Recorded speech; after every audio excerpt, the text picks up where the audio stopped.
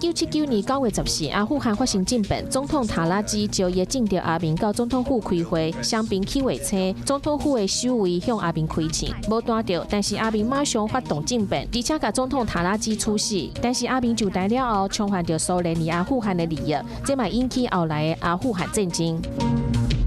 1987年9月14日，李英德和齐鲁是开放探亲了后第一批到中国采访的台湾记者。到北平机场的时阵已经半暝点外，但是有40位的记者伫现场咧等候。李英德和齐鲁后来伫机场开半点钟的记者会，对采访者变成是向采访的对象。